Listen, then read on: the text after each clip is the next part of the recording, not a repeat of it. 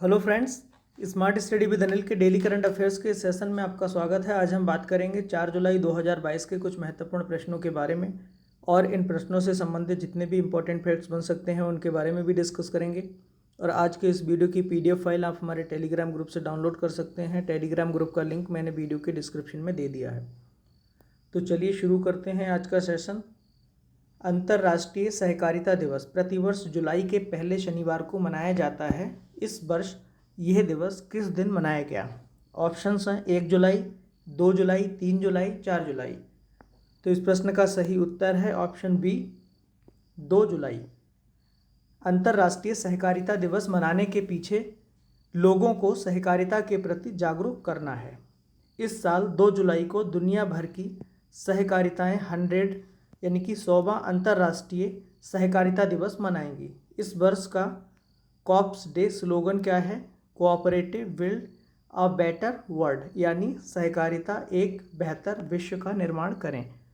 संयुक्त राष्ट्र महासभा ने जुलाई 1995 के पहले शनिवार को सहकारिता दिवस के रूप में घोषित करने के लिए 16 दिसंबर 1992 को एक प्रस्ताव पारित किया था। 1 जुलाई को राष्ट्रीय चिकित्सक दिवस मनाया जाता है और 1 जुलाई को ही चार्टर्ड्स अकाउंटेंट्स दिवस या CA दिवस भी मनाया जाता है। आगे बढ़ते हैं। देश के सबसे पुराने वाणिज्यिक बैंक भारतीय स्टेट बैंक ने 1 जुलाई 2022 को अपना डैश स्थापना दिवस मनाया। ऑप्शंस हैं 64, 65वां, 66वां, 67वां। तो इस प्रश्न का सही उत्तर है ऑप्शन डी, 67वां, यानी कि वर्ष 1 जुलाई 2022 को भारतीय स्टेट बैंक ने अपना 67वां स्थापना दिवस मनाया। वर्ष 1606 में कोलकाता में बैंक ऑफ कोलकाता की स्थापना हुई थी, जो बाद में बैंक ऑफ बंगाल के नाम से जाना गया। 1921 में बैंक ऑफ मुंबई और बैंक ऑफ मद्रास, इन दोनों बैंकों का बैंक ऑफ बंगाल में विलय हो गया, जो मिलकर इंपीरियल बैंक ऑफ इंडिया का निर्माण किया। 1 जुलाई 1955 को इंपीरियल बैंक इसका नाम बदलकर स्टेट बैंक ऑफ इंडिया रख दिया गया। आगे बढ़ते हैं।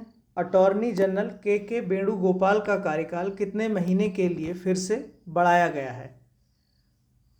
ऑप्शंस हैं 2 महीने, 3 महीने, 4 महीने, 5 महीने। तो इस प्रश्न का सही उत्तर है ऑप्शन बी, 3 महीने। वरिष्ठ अधिवक्ता के वेणुगोपाल भारत के अटॉर्नी जनरल के पद पर 3 महीने और बने रहने के लिए सहमत हो गए हैं और उनका जो मौजूदा कार्यकाल है वो 23 जून को समाप्त होने वाला था, लेकिन अब दोबारा से 3 महीने के कार्यकाल को बढ़ा दिया गया है। वेणुगोपाल को वर्ष 2017 में भारत का 15वां महान्यायवादी नियुक्त किया गया था और बाद में उन्हें इस पद पर दोबारा नियुक्त किया गया था।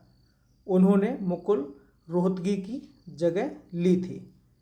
वह 1979 और 1980 के बीच भारत के अतिरिक्त सॉलिसिटर जनरल भी रह चुके हैं। उन्हें 2002 में पद्म भूषण और 2015 में पद्म विभूषण से सम्मानित किया जा चुका है।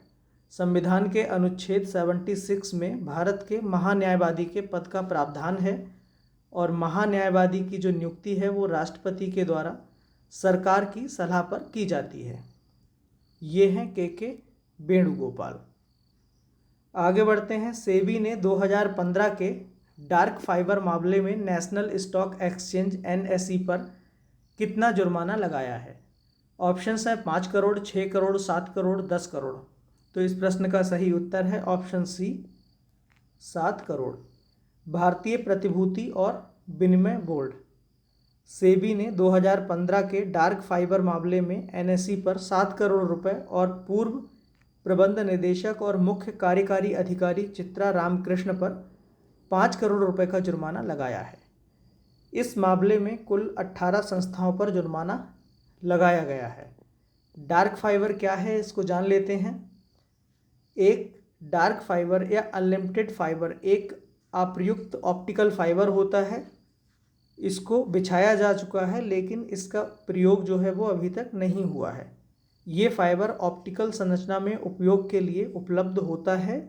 डार्क फाइबर को नेटवर्क सर्विस प्रोवाइडर से लीज पर लिया जा सकता है। एनएसई ने कुछ चुनिंदा ब्रोकर्स को उनका सर्वर एक्सचेंज परिसर में लगाने की जो है अनुमति दे दी थी, जिससे उन्हें बाकी के मुकाबले शेयरों की कीमतों की जो जानकारी है कुछ पहले मिल जाती थी, जिससे वह इसका लाभ उठाकर भारी मुनाफा कमा रहे थे। सेबी भारतीय प्रतिभूति और विनिमय बोर्ड यानी कि security exchange board of India, स्थापना कब हुई? 1988 को। मुख्यालय कहाँ है? मुंबई, महाराष्ट्र में। सेबी की पहली महिला अध्यक्ष कौन बनी है? माधवीपुरी बुच, जो कि वर्तमान में अभी सेबी की महिला अध्यक्ष हैं। सेबी को 1992 में नरसिम्हन समिति की सिफारिश पर वैधानिक मान्यता दी गई थी। एनएसई यानी कि नेशनल स्टॉक एक्सचेंज, इसकी स्थापना कब हुई? 1992 को। मुख्यालय मुंबई में स्थित है और इसके जो अध्यक्ष हैं वो कौन है? अशोक चावला। कारोबार के लिहाज से ये विश्व का तीसरा सबसे बड़ा और भारत का सबसे बड़ा स्टॉक एक्सचेंज है। आगे बढ़ते हैं। हाल ही में नारी को नमन योजना किस राज्य सरकार के द्वारा शुरू की गई है? ऑप्शंस हैं उत्तराखंड, हिमाचल प्रदेश, हरियाणा, उत्तर प्रदेश। तो इस प्रश्न का सही उत्तर है ऑप्शन बी, हिमाचल प्रदेश। इस योजना के अंतर्गत प्रदेश की महिलाओं से राज्य पथ परिवहन निगम यानी HRTC की साधारण बसों में केवल आधा किराया वसूला जाएगा। हिमाचल प्रदेश, इसके बारे में देख लेते हैं। इसकी जो राजधानी है वो शिमला समर में और धर्मशाला विंटर में। वर्तमान मुख्यमंत्री हैं जयराम ठाकुर। NHPC हिमाचल प्रदेश में हरित हाइड्रोजन परियोजना को विकसित करेगी। पहला जैव विविधता पार्क ये कहाँ खोला गया? ये हिमाचल के मंडी में बना है।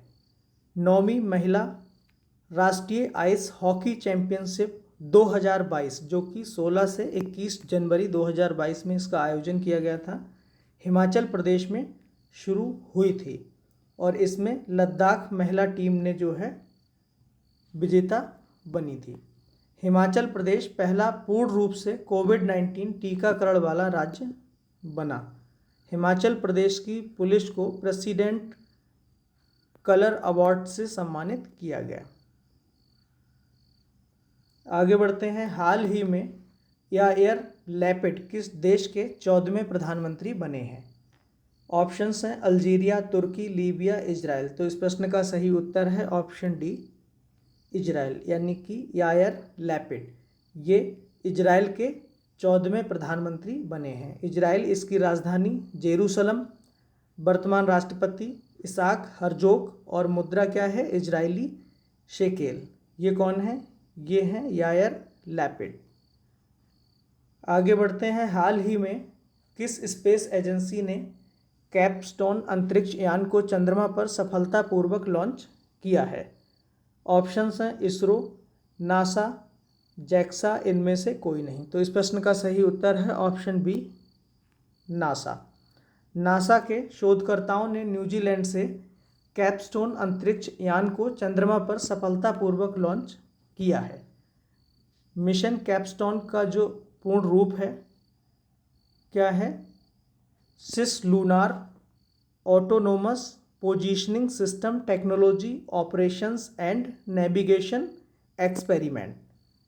कैपस्टोन एक माइक्रोवेव ओवन के आकार का अंतरिक्ष यान है जिसका उद्देश्य एक विशिष्ट प्रकार की चंद्रमा की कक्षा का अध्ययन करना है जो चंद्र गेटवे अंतरिक्ष स्टेशन के लिए उपयुक्त होगा। इसरो भारतीय अंतरिक्ष अनुसंधान संस्थान, इंडियन स्पेस रिसर्च ऑर्गेनाइजेशन, ये भारत की एक राष्ट्रीय अंतरिक्ष संस्थान है। मुख्यालय इसका बेंगलोर में स्थित है और वर्तमान में जो इसके निदेशक हैं वो हैं एस सोमनाथ। नासा के बारे में देख लेते हैं। National aeronautics and space administration, इसका जो प्रशासक यानी कि निदेशक कौन है, बिल नेल्सन है, और जो इसका मुख्यालय है वो वाशिंगटन डीसी में संयुक्त राज्य अमेरिका में स्थित है। और इसकी जो स्थापना हुई थी नासा की 29 जुलाई 1958 को हुई थी। जैक्सा देख लेते हैं, ये क्या है, एक जापान की अंतरिक्ष एजेंसी है, जापान एरोस्पेस एक्सप्लोरेशन एजेंसी। इसकी जो स्थापना हुई थी 1 अक्टूबर 2003 को हुई थी। इसका जो हेडक्वार्टर है टोक्यो जापान में स्थित है। आगे बढ़ते हैं, जीएसटी काउंसिल की 47वीं बैठक कहाँ आयोजित की गई? ऑप्शंस हैं चंडीगढ़, नई दिल्ली, बेंगलुरु, हैदराबाद। तो इस प्रश्न का सही उत्तर है ऑप्शन ए चंडीगढ़। जीएसटी, इसके बारे में देख लेते हैं। विश्व में लागू करने वाला जो पहला देश है वो कौन सा है? फ्रांस है, जिसमें 1954 में जीएसटी लागू की गई थी। इंडिया में कब लागू की गई थी? 1 जुलाई 2017 को। 101 में संविधान संशोधन के द्वारा संविधान के अनुच्छेद 279A(1) में जीएसटी परिषद का जो प्रावधान है वो किया गया है। जीएसटी परिषद की जो अध्यक्षता है वो किसके द्वारा की जाती है? केंद्रीय वित्त मंत्री के द्वारा की जाती है। सुझाव समिति, यानी कि जीएसटी के लिए जो समिति बनी थी वो कौन सी बनी थी? विजय केलकर समिति, इसने जो है सुझाव दिया था। जीएसटी लागू करने वाला भारत का जो पहला राज्य बना, ये कौन सा बना था? ये असम।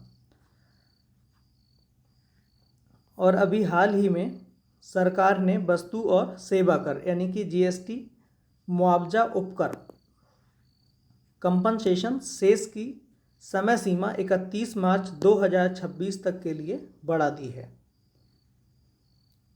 आगे बढ़ते हैं, G7 ने चीन के belt and road initiative BRI को काउंटर करने के लिए कौन सी स्कीम लॉन्च की है?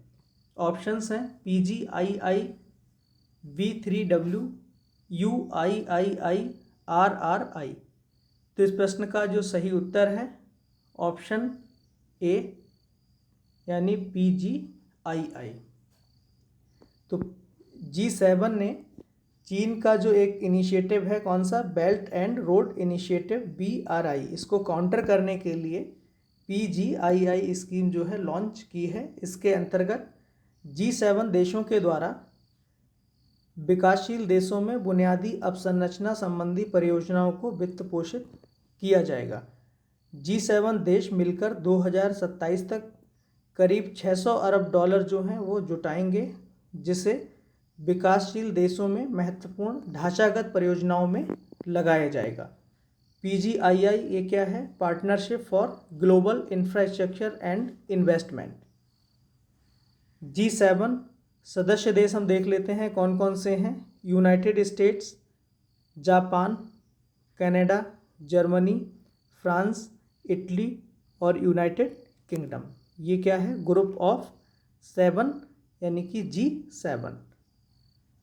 आगे बढ़ते हैं, हाल ही में किस देश ने अपनी पहली कोविड वैक्सीन स्काई कोविन के उत्पादन और बिक्री को मंजूरी दी है? ऑप्शंस हैं उत्तर कोरिया, दक्षिण कोरिया, रूस, अमेरिका। तो इस प्रश्न का सही उत्तर है ऑप्शन बी दक्षिण कोरिया। स्काई कोविन, इसके उत्पादन और बिक्री को जो है वो दक्षिण कोरिया ने मंजूरी दे दी है। रशिया ने जानवरों के लिए जो वैक्सीन बनाई थी उसका क्या नाम था? कार्निवैक-कोव। और इंडिया ने जानवरों के लिए जो वैक्सीन बनाई थी उसका जो नाम है क्या है? एनकोवैक्स। आगे बढ़ते हैं, कल एक प्रश्न पूछा गया था जिसका उत्तर कमेंट्स करके बताना था। प्रश्न क्या था? DRDO के द्वारा कहाँ पर high speed expendable aerial target अभ्यास का सफल परीक्षण किया गया है? तो इस प्रश्न का जो सही उत्तर था ऑप्शन सी यानी कि उड़ीसा। आज का प्रश्न और इसका जो है सही उत्तर आपको कमेंट्स करके बताना है। प्रश्न क्या है?